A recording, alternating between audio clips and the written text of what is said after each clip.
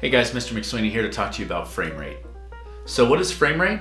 If you can imagine that your camera, when you're recording a video, is taking a series of pictures or frames, the rate of pictures or frames that it's taking per second is your frame rate. So what are the main frame rates? In the US, we deal with 24, 60, 120, and sometimes 240 when you start getting into that really big slow motion. Now there's also a default of 30. Try to avoid using that one and stick to either 24, 60, 120. All right, so why is frame rate important? Frame rate gives your video a different feel depending on which frame rate you select.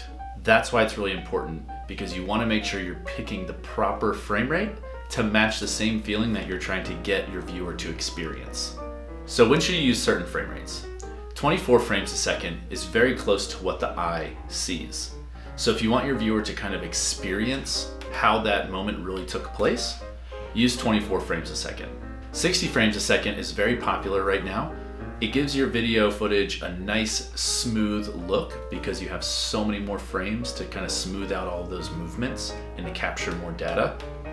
It also allows you to slow down your footage by about 2 times, which is really a nice feature.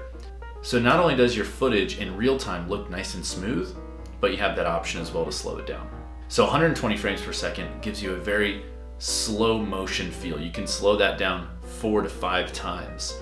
You're never really gonna wanna use that in real time. You're gonna wanna slow that down, and that's gonna really give you kind of this super cinematic look that's popular on YouTube right now, and kind of let you focus in on some really key movements. So it's really popular with like sports photography or videography. I like to use it with my kids when I wanna focus on their movements, running or jumping. So 120 is really, really helpful with that. I hope this helps, and good luck.